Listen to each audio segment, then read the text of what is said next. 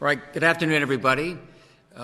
Here with Josh and Paul and a few guests I'll have a chance to introduce in a minute. Let me just spend a few days, give you a quick update on our daily summary. Positive cases, about 2% of the tests performed tested positive. So that's more good news, as you can see. Fatalities lingering, sadly. Hospitalizations continue to go down. I think it's down 75% since we initiated our reopen plan on May 20th. I just wanted to tell you one thing. Don't take these numbers for granted. They are good news, and they're not automatic, and they're thanks to a lot of the good work that you are doing in terms of social distancing. Let me show you this next chart. This next chart shows you the positivity rate, which is probably one of the most important metrics we've got right now. Positivity is of the people we tested, what percent tested positive? I mean, you can see Connecticut is, certainly on the better part of that curve at about 2.2%. Montana, virtually nothing. But look on the other side of the graph for those that have a much higher positivity rate. Virginia, Utah, South Carolina, Arizona close to 25%. This is according to the Johns Hopkins 7-day average. You say, what is going on? And we've been asking that question. You've been watching on TV and people tell you maybe because they opened too early. Well, maybe, but Arizona opened just a week or two before us. They were probably a little more aggressive. Maybe it's the demonstrations. There's maybe something to that as well. I did have occasion to talk to Governor Ducey, a good guy, my fellow governor of Arizona, and we just talked it through a little bit in terms of what we thought might be going on. And one thing worth remembering, and he reminded me, is that in Arizona, they didn't get as hit hard by COVID early on like we did. In Arizona, they probably know somebody that lost a job, but probably not somebody that lost their life to COVID. In Connecticut, you know somebody who lost their job, and you know somebody that lost their life. And I think that's made Connecticut, thankfully, a little stricter than the norm when it comes to wearing the mask and taking the social protocols seriously. And that's why hospitalizations are down so much even since our May 20th reopening. And we've got a little thoughts on wearing the mask. Everybody says, you're not as clear as you could be. You say wear the mask indoors, and you don't necessarily have to wear it outdoors. What if I'm in a screened-in porch? Do I have to wear the mask? Well, you have an answer for you here. We're putting this up. It says, if you have to ask, wear the mask. That's a kind way of saying use good judgment here, because our indications are by far the most important thing we can do to slow the spread of COVID and make sure we don't have a resurgence is for people to stay disciplined when it comes to the mask. Max, do you have the video?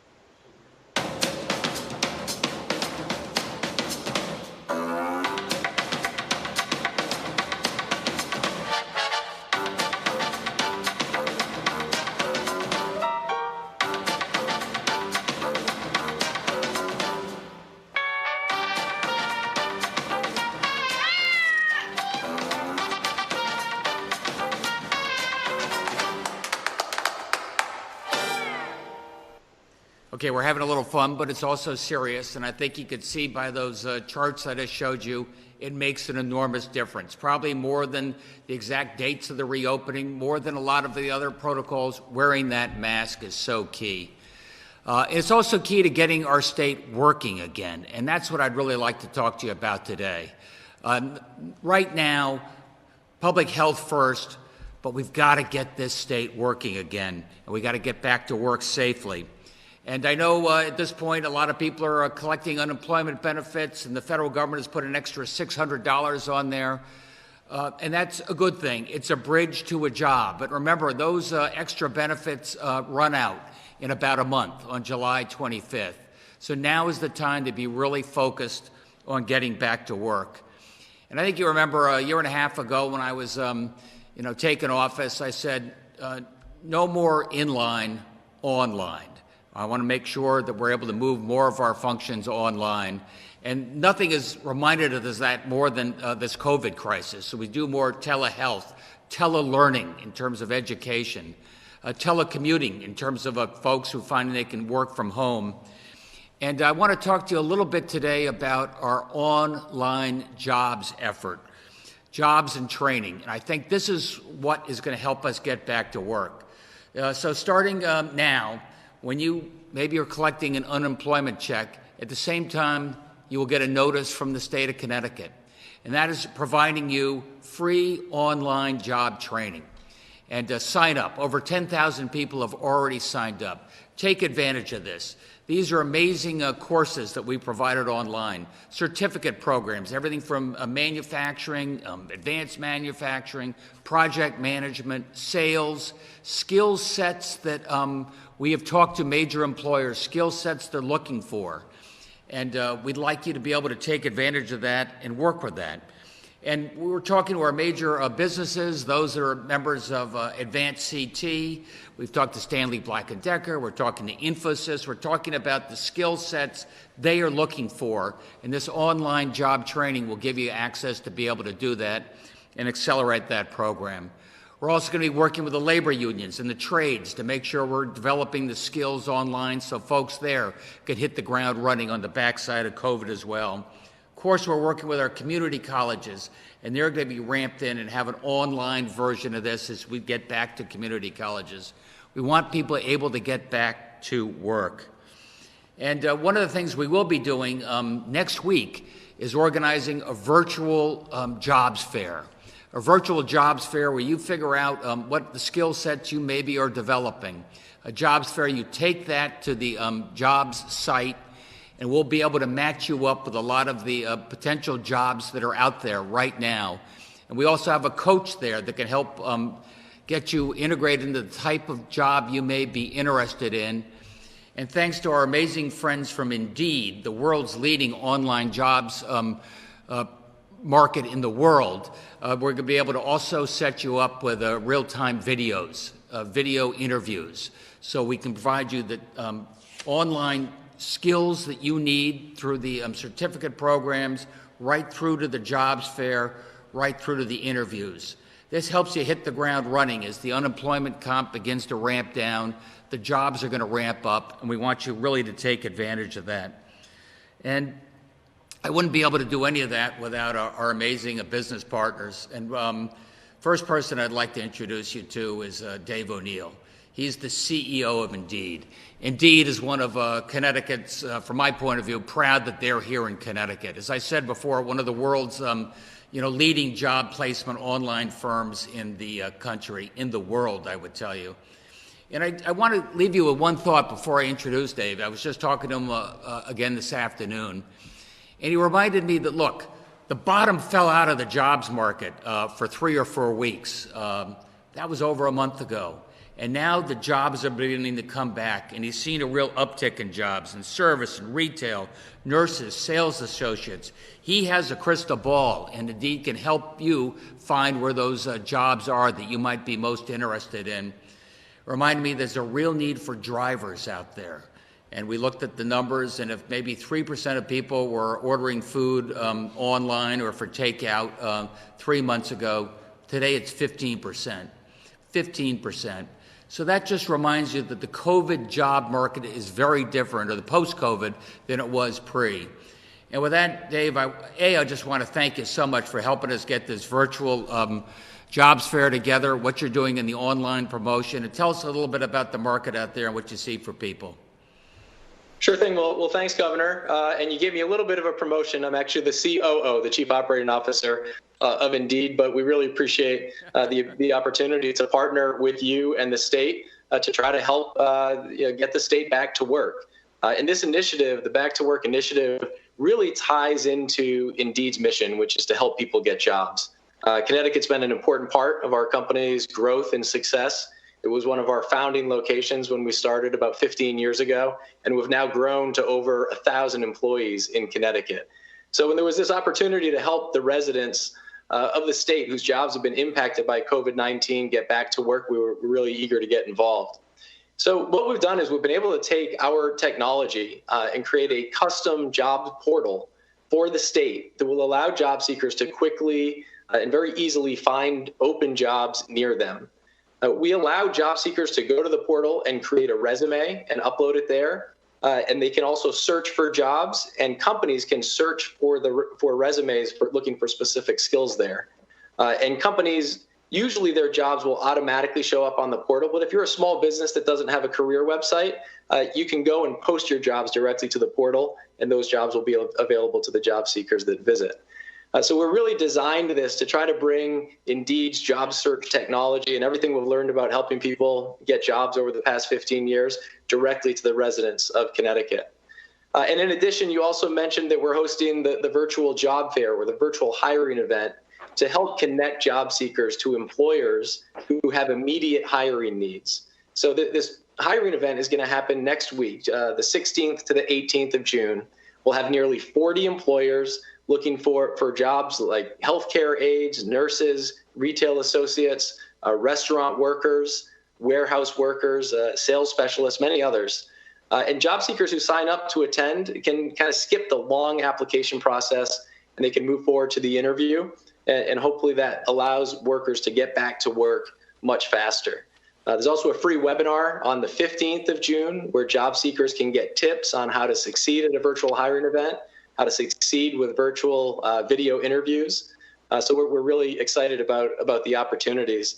And to your question about what we're seeing, healthcare workers are always a really important job market for Connecticut. So nurses assistants, home health aides, that's kind of a stable set of job opportunities that we're continuing to see.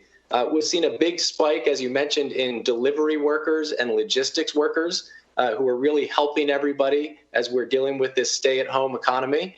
And then as businesses start to reopen, we're seeing Main Street businesses starting to hire again. So, restaurant workers, retail workers, beauty and wellness, dental. And those are things that we're seeing really across the country. And we're happy to help plug job seekers into those opportunities and help employers get the workers that they need. Hey, thank you, Dave. And it's worth noting that this is the first partnership that Indeed has done with the state, and we hope to see this grow and expand. Dave will stick around and be able to answer some questions, but first I'd like to introduce Chairman of our Workforce Council, Garrett Moran. When Garrett and I were talking 2 years ago about Connecticut, we always realized the quality of our workforce is our greatest strategic advantage. And Garrett, maybe it was a little easier when we were first talking because we saw where there was obvious needs, and for example, in advanced manufacturing, skilling people up for jobs that we weren't filling. And I'd just love to hear your thoughts now in this post-COVID economy. What are the type of jobs we're thinking about and how we can help people match there? Garrett? Thank you, Governor Lamont. Good to be here today. I just say one thing in preference, that the Governor's Workforce Council's primary job is to try to bring efficiency and responsiveness to our workforce system. So joining educators and trainers along with employers. At the same time, the mission is to create opportunity for the people of Connecticut.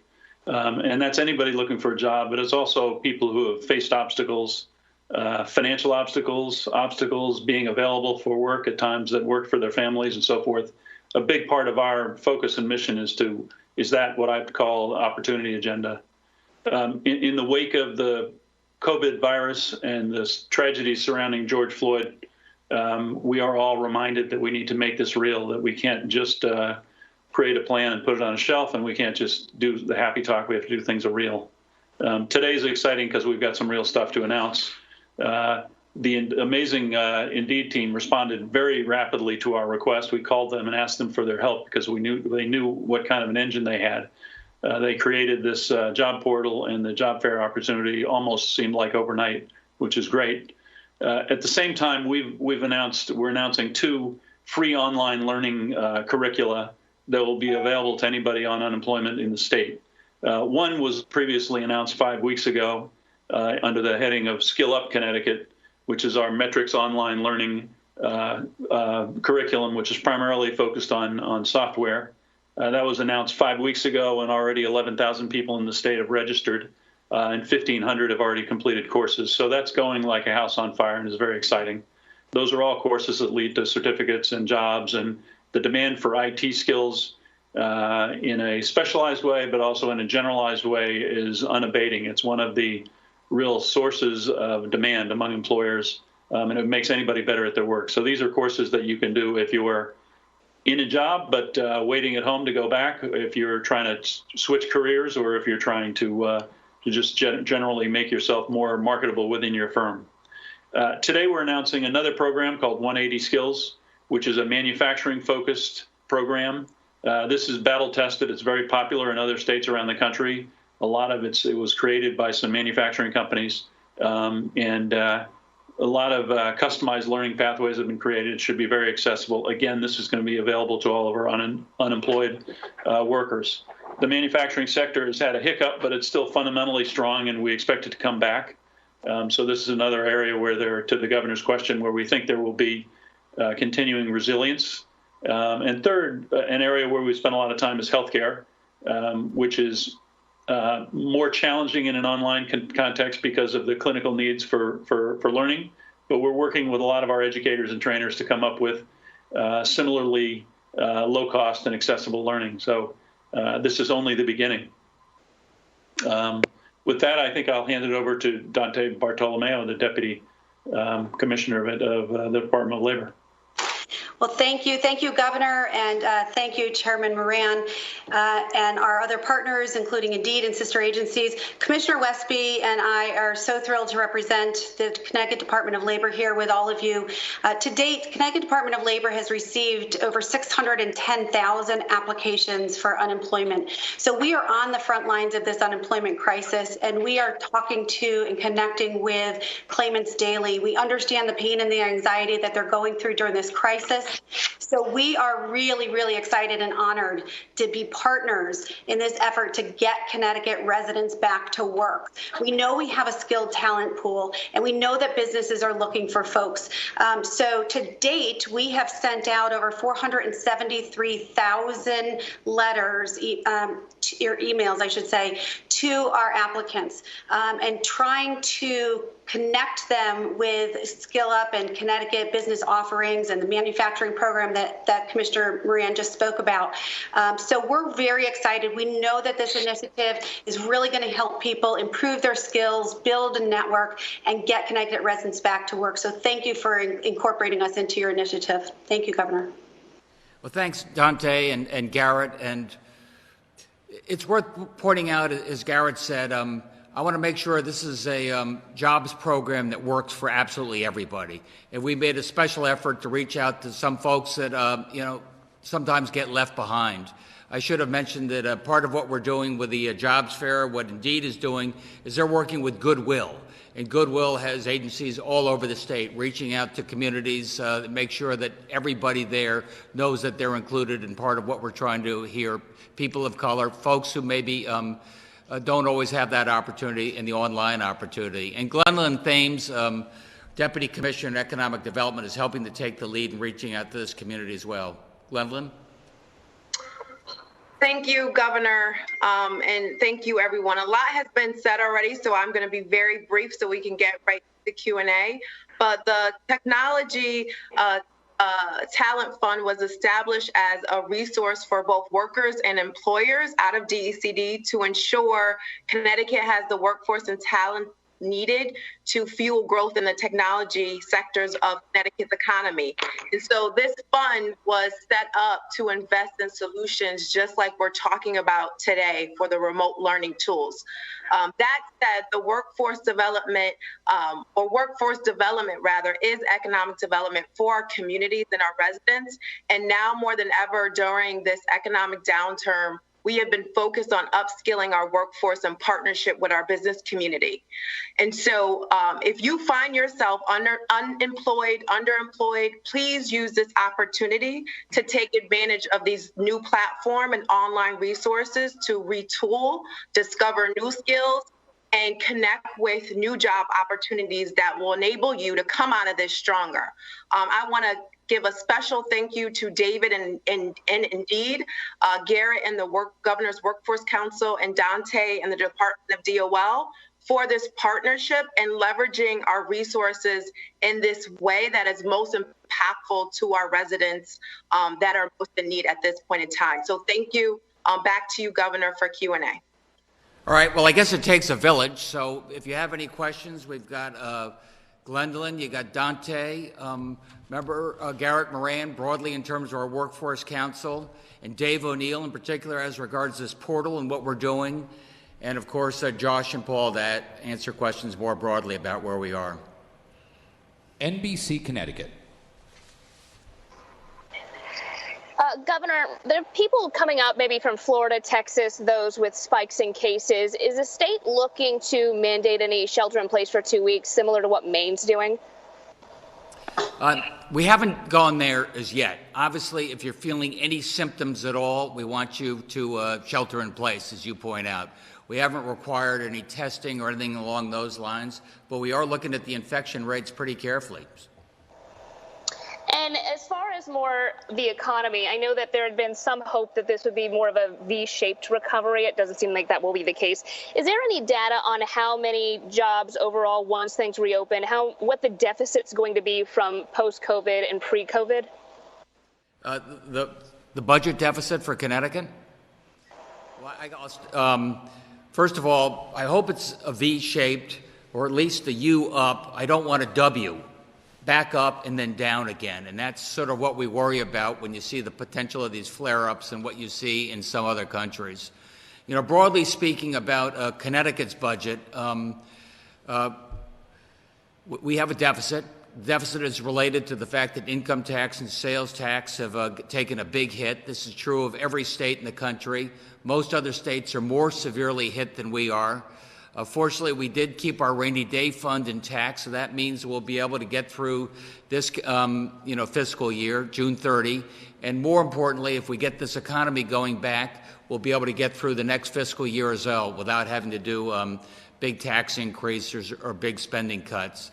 But that's why this workforce effort is so important, to give people confidence in the skills and to match the skills and the jobs that are out there. Because you've heard from Dave, the jobs are coming back. When I said deficit, I meant deficit in terms of the number of jobs. Is there any indication if there would be a deficit from post-COVID to pre-COVID, just some jobs that maybe will not come back? Is there any indication on what that could be? Oh, I see. Sorry I gave you that long speech. David, do you want to help out what you think the deficit for jobs might be going forward compared to where we were 6 months ago? Yeah, I think it's a little bit challenging to say, what things are going to look like a few months from now. But what we saw a very steep drop in the number of jobs, as you would imagine, from early March through early April. We were down about 40% year over year. So we had 40% fewer job openings in early April than we had in early April of 2019. We've started to see a pickup. And we're now in the low 30s in terms of the decline year over year. So we're still not anywhere back to a normal economy because, as you can imagine, a lot of the businesses that are opening, they're opening at limited capacity. So they may not need exactly the same number of workers that they had previously. And there's all these trickle-down impacts on other kinds of businesses and the economy in general. So I think it's really hard to say what's going to happen in terms of the overall job deficit if you look out several months. I think to the governor's point, Connecticut's done a great job of bringing the case count down, but you are starting to see spikes in other states across the country, and we've seen that in our data. The activity levels are driven by reopenings, but then if you have a spike in cases, there's certainly a chance that there may be a negative impact at another point in time. And my last question regarding the virtual job fair, is there anything that's been done previously in other states? Would there be more than one of these? Yeah, so we've done these events for about 350 companies all around the country. We think that there's some real appetite from our customer base to continue to do this. We've also done some specific events like this for the state of New York and in the state of Texas. So we try to get really involved in the communities where we have big offices and a lot of employees, and those are two examples of that. Connecticut's the first state where we've developed a specific jobs portal, but on the hiring events, we have done those in a number of other cases. News 8. Good afternoon, everyone. Governor, with respect to the police task force, I know the preliminary report came out, and it includes banning chokeholds, mandatory body cameras, et cetera. I'm assuming you've seen the report. Do you support the recommendations, and is there anything you think should be added or taken out? Look, I am supportive of the recommendations. I really appreciate the task force accelerating these recommendations in time for us to take a look at it, in time for the legislature to take a look as well. I believe strongly in community policing. I'd like to make this a broader piece of what we try and do going forward. Given the protests in and around George Floyd's tragic killing, I think you've seen how police working in collaboration with community activists have kept the peace and allowed people to express their First Amendment rights. The other thing that Paul and I are working on with the commissioners and Commissioner Ravella as well is sometimes police have to respond. Maybe it's a domestic abuse case, maybe it's drug-related, but often you need somebody else there as well to make sure you have the appropriate response. Maybe it's a social worker who knows the family, or maybe it's a social worker who understands addiction in a way that they can provide the right response. So we're going to broaden the lens as we work with the legislature to come up with a good solution here. WTIC 1080 News.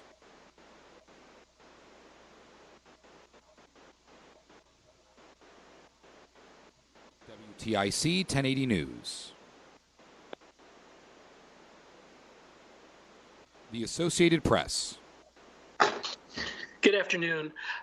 Governor, a lot of the talk about jobs has been about people who have lost jobs and trying to get them back. But obviously this is happening at a time when you're graduating thousands of people into the workforce from high school and college. What's being done specifically for these people? Hey, Garrett, can I pass that to you? Sure. There's no one thing that you know, as you can appreciate, a lot of graduating high school seniors are left with a sort of a void at the end of their spring of their senior year. We just funded a program that would help inner city kids complete FAFSA forms and get peer mentor support so that they can finish their college completion process and also get some professional skills and technical skills support. That's going to be funded through 4CT, which is a philanthropy that was supported in response to the COVID environment recently. And we're excited about that, but it's small relative to the challenge. And I would say that the high school system, the K-12 system, as well as all the colleges are rallying around this and trying to figure out how to be inventive. But there's no one wholesale program that addresses this problem. It's come up on us very quickly, and it's got a lot of different sizes and shapes. They, of course, all can get the benefit of all these workforce infrastructure, but they've all got training and credentials that they want to monetize or capitalize on, and so it's more on them to figure that out. And Governor, in regard to the task force and the recommendations, one of the issues in Connecticut has been when there is a officer-involved shooting, it has taken months, sometimes years, to get a report as to whether that shooting is justified or not. How do you solve that problem? I know we have one going on in Manchester now in terms of an investigation, and it's already been since April. So how do you make sure that justice delayed isn't justice denied in these cases? I do think it takes an awful long time, and I'm sympathetic to that aphorism, justice delayed is justice denied. That said, as state's attorneys and Ravella and others have said, sometimes these do require investigations. Investigations can require lab work, and we've had a 4-month delay in and around COVID. But that said, I'm going to find ways that we can give people a faster response. The first thing we did was we passed a law last year that said your video is going to be released within 4 days. We have nothing to hide. Okay, one final question sound kind of off the cuff, but the Office for Civil Rights has ruled that Connecticut is in violation of Title IX with its transgender athlete policy. Are you prepared to lose federal funds to keep these athletes competing as the gender with which they identify? And how are you reacting to that? No, I don't want to lose any federal funds, that's for sure.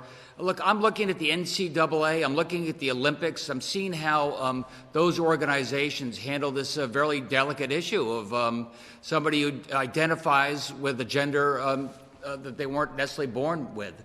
And I think we've got to work through that. I think we're going to get a lot of indications from the Olympics and the NCAA and perhaps follow their lead. Thank you, Governor. The Waterbury Republican American. Thank you. I guess this is another sort of testing question. We're getting questions from readers who want to know, why can't they get a test now?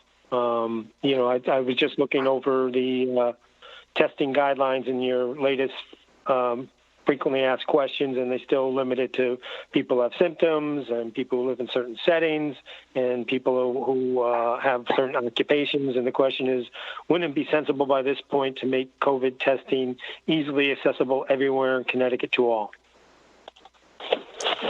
Yeah, thank you for the question, Paul. I mean, I think all of the public health experts are really in agreement that kind of randomly testing healthy people is not a good use of resources, either in terms of the swabs, the reagents, or financially for that matter. And so, Connecticut is a state under the governor's leadership, like many others, that are trying to be strategic in our testing strategy. And you mentioned the key elements of that strategy. First of all, anyone who has any symptoms at all consistent with COVID, we're strongly encouraging that they get tested. And equally, people who have close contact with any of those people who do test positive should also get tested. Beyond there, when you start talking about healthy people with no symptoms, the public health strategy is really to focus in those populations where there is the highest risk, people who've experienced the most highest infection rates, the most deaths through this first wave. And really for the state of Connecticut, that's certainly people living in congregate settings, nursing homes, assisted living facilities, where the governor last week directed one of the first states in the nation to mandate weekly testing of nursing home staff and residents, major focus area for us, as well as prisons, where we have a lot of people living in close quarters. And then certainly in our cities, where we have neighborhoods that are very densely populated, racial and ethnic minorities who have been disproportionately impacted by COVID, where we're also encouraging broad-based testing of people with no symptoms. But beyond that, we do want to make sure we're prioritizing our resources carefully, knowing that we're going to need to be testing for the long term here. And what about the number of testings and meeting the goals that you guys set today? I believe, we're supposed to be on track for 100,000 tests a day, and we're supposed to be doing 6,000 tests a day. And the report again shows us under 6,000 today. It's 5,030 additional tests have been reported. Yeah, well, look, I mean, I think on the very first page of the governor's reopen report, it said that our plans will change based on new things that we learn about COVID. And certainly, over the last couple of weeks, there's been new guidelines that have come out from the CDC that have caused us to relook at some of our plans. Certainly, there's been a lack of clarity from the federal government about what they're going to pay for. And so the financial sustainability of our program is obviously important. And we've learned a lot, too, from the first phase of our scale-up, where we rapidly doubled or tripled the amount of testing we were doing over the last month. And look, the metrics are great, right? The positivity rate is very low. We are one of the top 10 states in the nation in testing per capita. The hospitalizations continue to decline rapidly. So, yes, we have adjusted our plans there very deliberately, but we're continuing to focus on those focus populations, nursing homes, prisons, our cities, where we know we can really reduce the public health risk.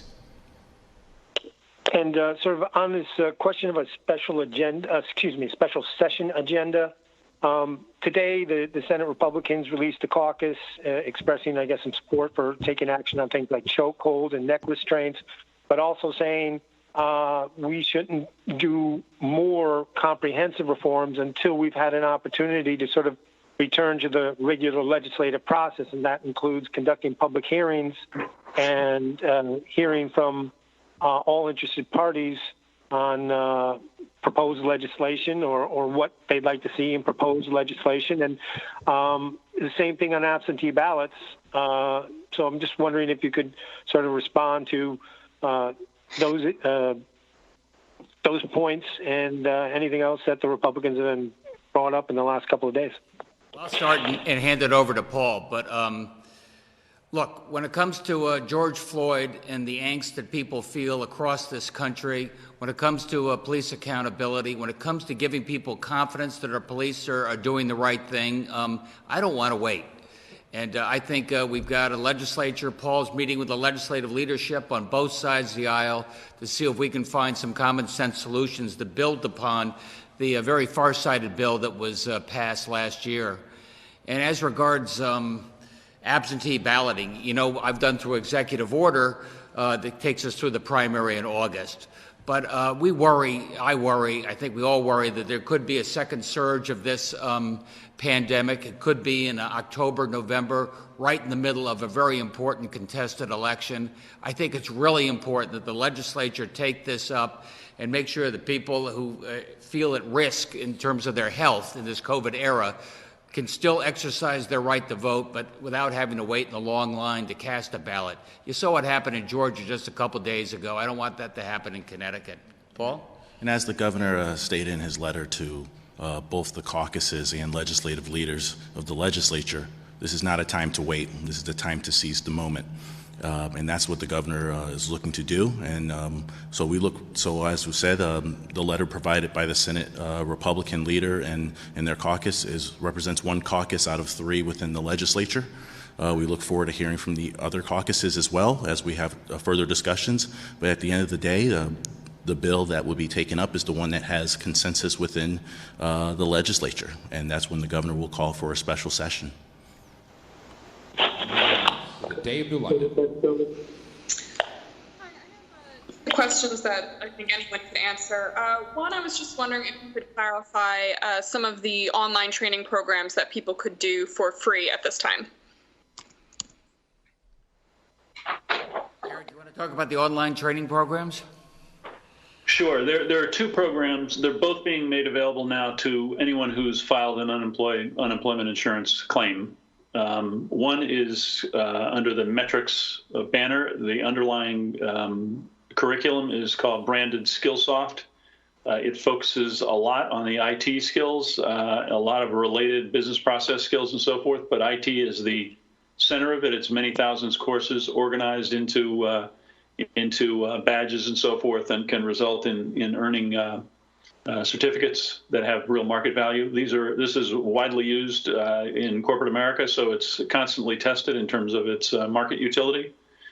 The other is called 180 Skills. It was created by the Boeing Corporation, and it has typically been a combination of online with on-site training. Now it is focused pretty much solely on remote learning for obvious reasons, I guess. Advanced manufacturing, a lot of life skills curriculum in that one as well. So professional skills, how to show up at work, how to plan your life, how to work in a team and so forth. But the core competency is manufacturing. We're talking to a number of community colleges as well as companies who we hope will be able to use this curriculum and make it available in the case of companies to their incumbent workers who can leverage this curriculum and upgrade their skills while they're at home. And in the case of community colleges and other colleges, have them integrate this curriculum into their teaching processes. So a professor might teach a course and tell his or her class to watch some of the classes that are embedded in 180 Skills or metrics, so that they could complement and improve the quality and the market relevance of what they're teaching. But those are available now, as I say, to unemployment applicants. 180 Skills we hope to get companies to sponsor as well as academics.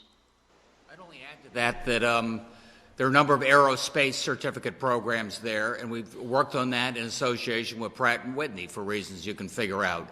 There are a number of IT-related programs available, and we've talked to Infosys about some of the skill sets necessary and what they see in the market.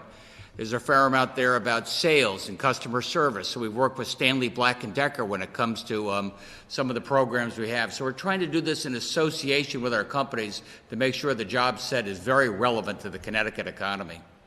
In our state, we have 4,000 manufacturing companies that have an average of 20 employees. So a very big universe of companies that are suppliers typically to bigger companies. They don't have the HR departments or the bandwidth, so to speak, to do this kind of training. And our team is in communication with the Connecticut Manufacturers Collaborative, which are a bunch of folks who fit that description, who are very interested in engaging with us on that, so they can be effective in maintaining the skills of their workers, notwithstanding their small size. So it could be a very good fit. I also imagine there are a good amount of people out there who maybe have jobs that would be coming not in phase 1 or phase 2, but further down along the line in phase 3, maybe, bartenders, event planners who maybe assume that their job will come back someday, or they know their company will reopen but aren't sure whether they'll still have a job. What advice do you have for people who maybe are hesitant about doing other training or applying for other jobs because they're still, hopeful that they will get their job back eventually? In part, I think it's a personality question. I'm risk averse. If I thought my job might not come back, I'd be preparing for the alternatives. These are things that are easy to get access to. They're relatively straightforward to work on. You can test your likes and dislikes. There are online competency tests that would allow a bartender or waitress to figure out whether they might fit or better in healthcare or IT. They could go test that by doing some coursework. There's no downside as long as you have time available to do the work, and I would encourage anybody to do that. Move along next to CT News Junkie. Thanks, Max. So I don't know if Dante might be able to answer this question, but what is happening with summer youth employment funding? I believe that it was included in the budget, but I don't know if that's happening this summer or not. So Summer Youth Employment Program is still incorporated into the budget, and it is still allocated to go through Connecticut Department of Labor.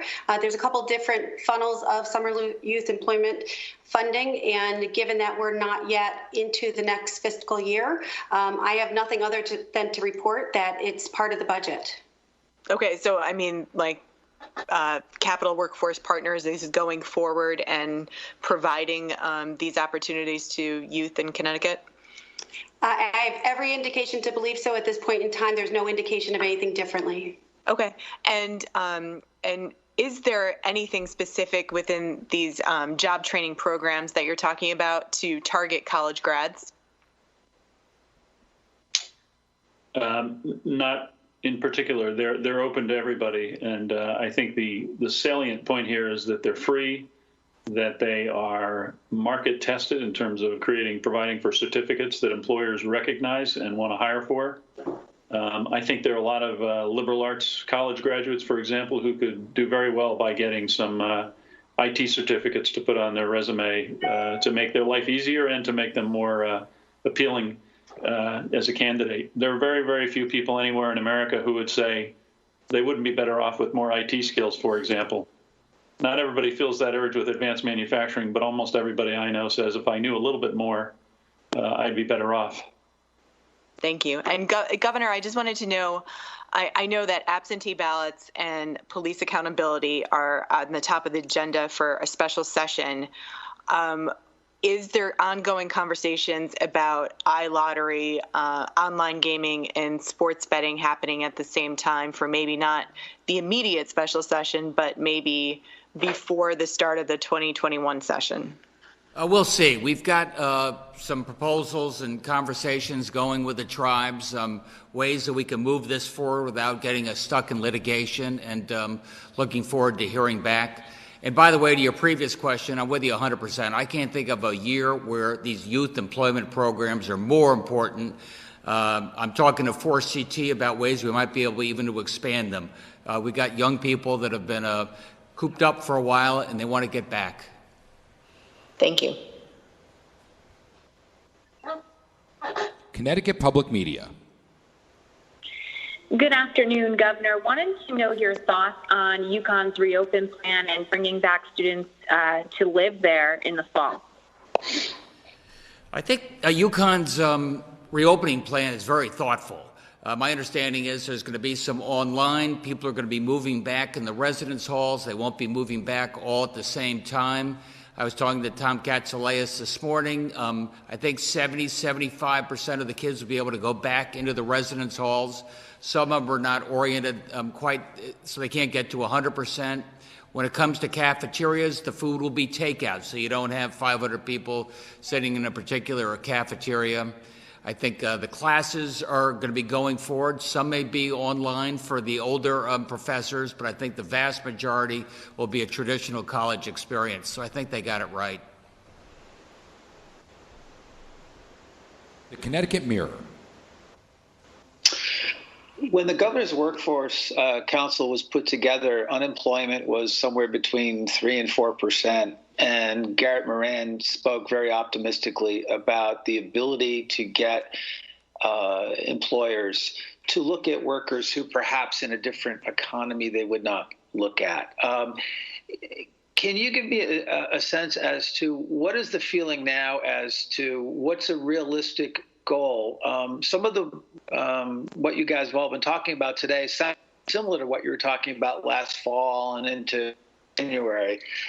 But how has the COVID pandemic changed what is realistic as to what you can do to increase these opportunities for Garrett talked about, the folks who, the 40% of Connecticut residents who can't afford an unexpected expense of $400 or so? You want to start with that, Garrett? Sure. It's a really, obviously, it's a very timely and difficult question. Many of the things that prevented young people, particularly, from seizing opportunities that they might otherwise have that would vault them into the middle class, that would get them middle skill jobs that require training, were not being had because they weren't getting the training and they weren't getting the adult support that they needed. That need still exists. The training needs to be provided in an effective, efficient way. And we need to figure out how to organize adult support for young people so that they can get those jobs. So none of that has changed. On the employer side, an employer faced with an abundance of candidates might say, well, I don't need to look at non-traditional sources of labor because there's such a surfeit of people who I'm used to hiring. I think that's substantially mitigated by the remarkably widespread recognition in corporate America that things have changed now. In the context of the George Floyd tragedy and what is going on, I think people realize that there are genuine structural obstacles that are just not fair, that there's a lot of injustice in our system, and that we all have to participate in addressing this, and that they, as employers, can do a lot of things, and one of them is how they hire, and that young people in our society are not going to go work for companies that are not tuned into those kinds of needs. So I'm optimistic that we still will have lots of companies that will want to listen and participate and creatively engage with historically untraditional sources of labor. But it's on us to prepare those people that have traditionally been disenfranchised for that. So I think it's a two-way street. But it's no doubt this is more difficult. The full employment economy was a great opportunity economy. So this will be a learning process for everybody. The full employment economy pass, as Garrett said, gave a lot of kids who might not otherwise have that first opportunity, that first rung on the ladder.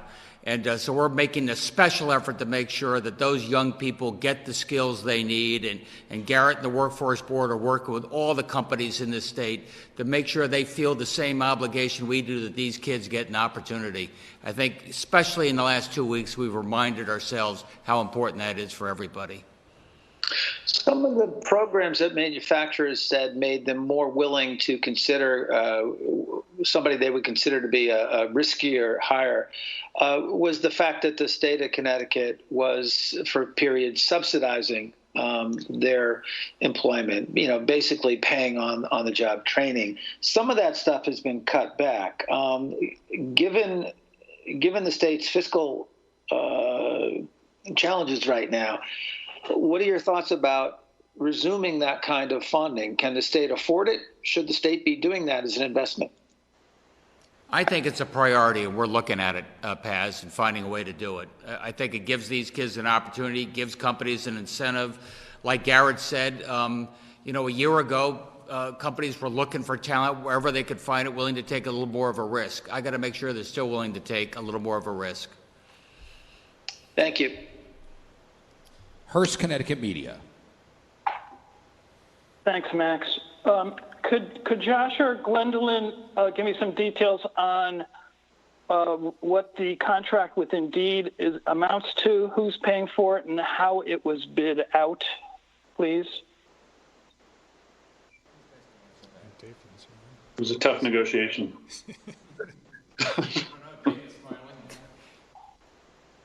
I think I can answer that. They're both free. Yeah. And how is Indeed making money on this then? So we're not making money on the virtual hiring event. We're offering that for free. It is a product that we offer to employers more broadly on a nationwide basis.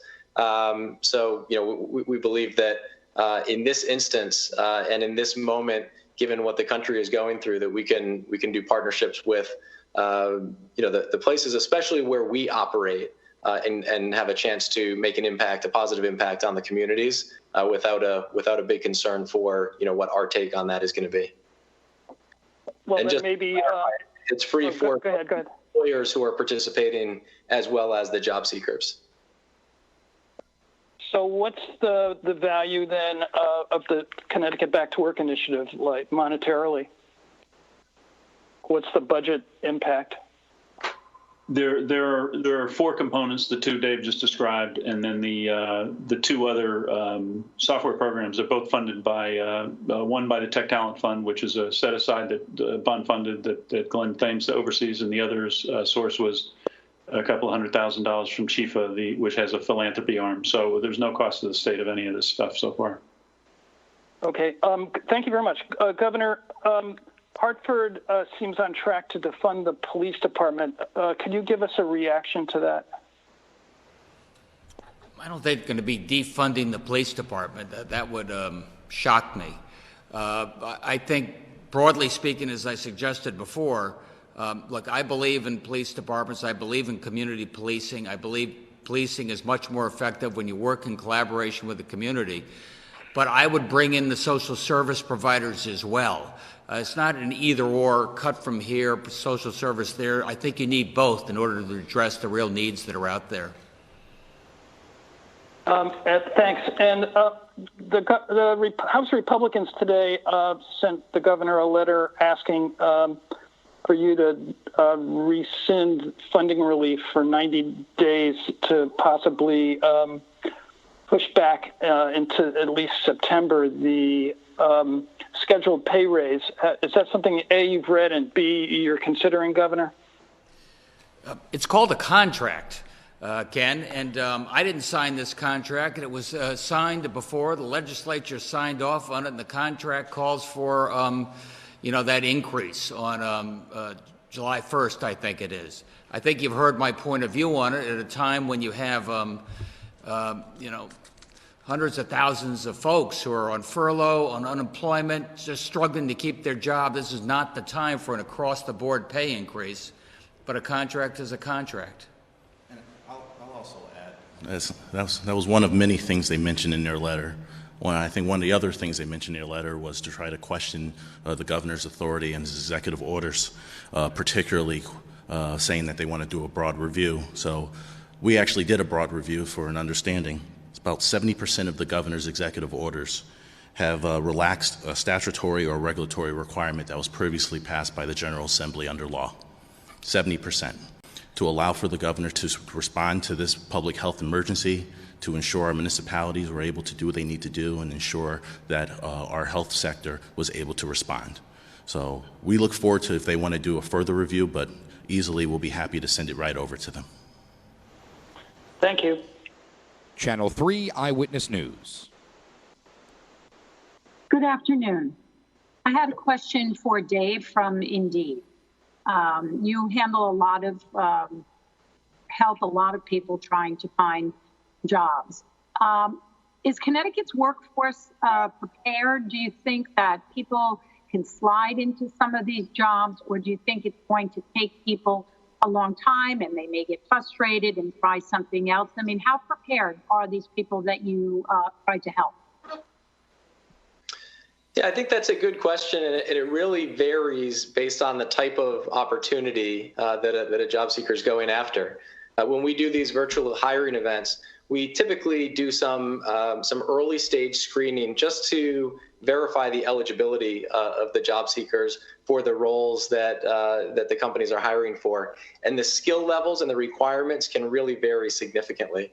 So I think in a number of these service sector jobs, the number of skills in terms of certifications or advanced education that are needed are fairly limited. And those are the jobs that are needed right now. So I think we've been trying really hard to get those employers matched up with job seekers who can help them run their businesses. And then to some of the other points that have been made, when local municipalities or the state put into place programs where job seekers can build skills that are matched to the demand in the market, then that becomes a really impactful part of the process. Thank you. And my other question is for Dante Bartolomeo. Dante and I have talked a few times about the contact center, which is going to open in mid-July. Is it still very crucial to have that? I would imagine it would, even though we're seeing a decline in people who are, may not need benefits for that long, but you're going to find people who are going to need partial benefits, right? Because business is not going to bring back as many employees. And what's the status with the contact center and negotiations? So you're going out in and out a little bit, Susan. Yes, it is still absolutely necessary that we get the contact center up and going. Given the pandemic, we had to close the AJCs, the American Job Centers, to the public, as you know. So we need a way to be able to connect with our customers more than we were prepared to have. We didn't have the technology available for that. We didn't have the phone service available for that. And without personal contact, which customer service was fantastic when we had 18 locations throughout the state that customers could go in and work with folks. Given the pandemic, we found ourselves in a very, very difficult situation, as well did our claimants. It's imperative that we have it because not only are we seeing, this influx in Connecticut state unemployment applications, which is slowing slightly right now, but we also had to stand up 3 additional federal programs without any notice at all, as you are aware. So we've stood up the $600 FPUC. We've stood up the PUA for self-employed and other exhaustees. We've stood up the PEUC for exhaustees as well. We're in development and preparing for the EB, which is the extended benefit for the state unemployments, which we've triggered because of the quick increase in unemployment rates. And there may even be one beyond that. So the point is that we are still in the middle of these programs. They will continue with the extended benefits, especially. And then there's also a need on the back end to be working with folks a lot and to be able to be doing a lot more of processing on the back end. The contact center we are very excited about is going to have, as you said, mid-July. There will be access for folks to be able to do live text and live chat, as well as phone service with our processors, in addition to a chat bot service. So it'll be comprehensive, much beyond what a call center is. And it's really, really important for us to be able to have that so we can get folks straightened out and get them the benefits that they need, whether it be state benefits or federal. Thank you, Dante. And I'll leave you with this, and that is I got a phone call the other day from someone who reached the Department of Labor and said everyone was wonderful and very helpful. So I wanted to pass that along. Thank you so much for that positive feedback. The Hartford Current. Hey everyone, this is Emily Brindley from The Current. I want to take it back to testing. Josh, you were talking about the need to preserve testing resources, but state officials have also repeatedly said that the state already has enough capacity to run 100,000 tests per week. So given that, Your comments about shifting strategies make it sound like the state is intentionally testing fewer people. Is that what you're saying? Is it part of the state's strategy to scale back its testing goals? No, I mean, our testing has just been going up. We have, as I mentioned, been looking to make sure we're being the most strategic with those resources. So the laboratory capacity, you're absolutely right. With the testing partners that we've been working with to scale up the capacity, Jackson Labs, Semaphore, Yale New Haven Hospital System, Genesis. We're very fortunate to have a number of companies in this state who have made the investments to scale up that capacity.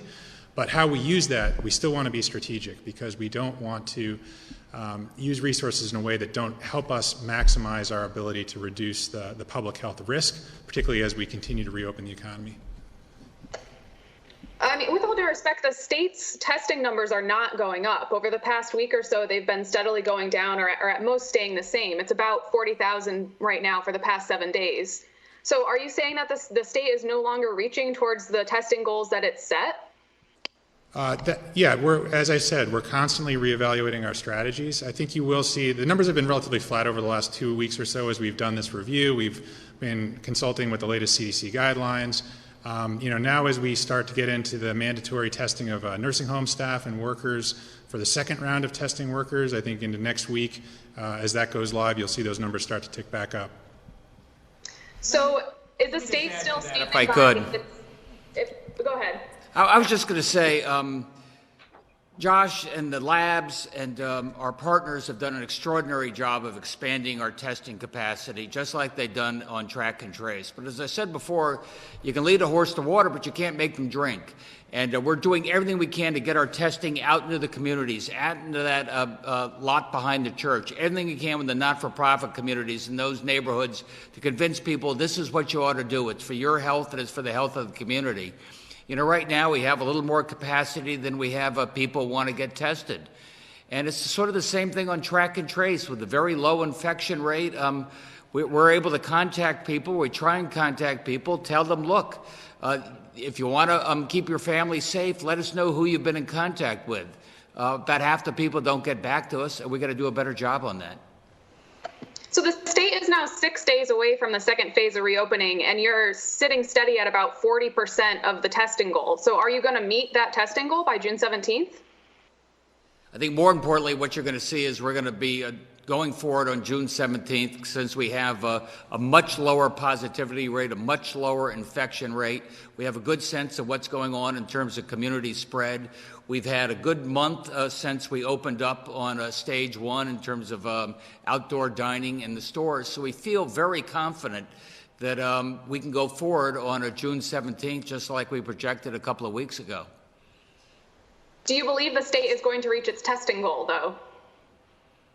I think to a certain degree that depends on whether people will go out and get tested. We have the capacity, as I said, but also, as Josh said, we're still waiting to hear the feds make up their mind on whether FEMA pays for this or not, or pays for some of it.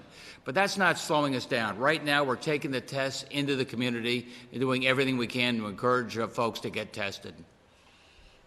Next to Fox 61.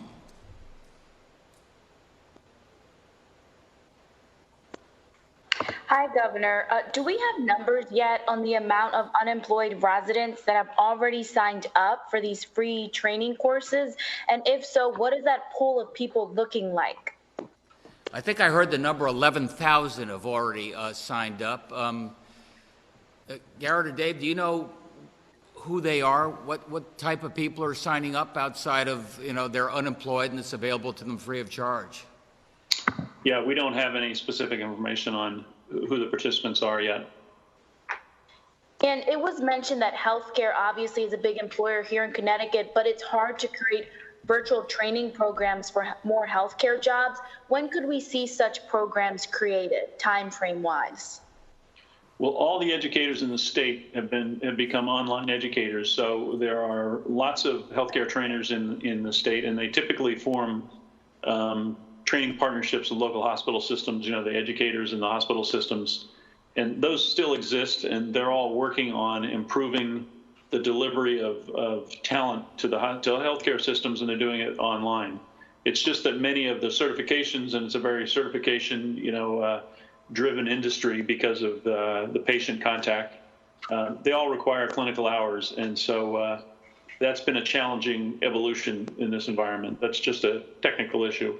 Anyway, so far these problems are being solved in sort of one-to-one type relationships. We're working on helping to improve those and to try to create, sector alliances that would accelerate that. But it's there are fewer, for whatever reason, there are fewer broadly available online healthcare training tools that we found have broad market acceptance. And I think it's because of the differences in regulation and the constant need for a combination of online and clinical. It's just less of an open market than, say, IT or advanced manufacturing. News 12 Connecticut.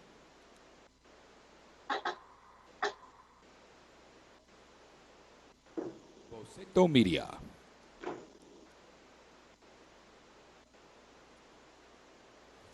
I think that could be a wrap. Let me just follow on something I heard Garrett say. To rephrase it, crisis is a terrible thing to waste. And we were hit hard. We were hit hard, obviously, by COVID and a COVID-related recession. And as you heard Dave say, the bottom fell out of the job market. And Dante was here able to show you what we're doing in terms of unemployment benefits. You know that you've got a free opportunity to get the skill sets to help you get restarted again. Think of this as a chance to restart. That unemployment true-up lasts for about another 5 weeks or so. And I would use this as an opportunity. As somebody said, hey, I've got a bartender. I hope the job comes back next month.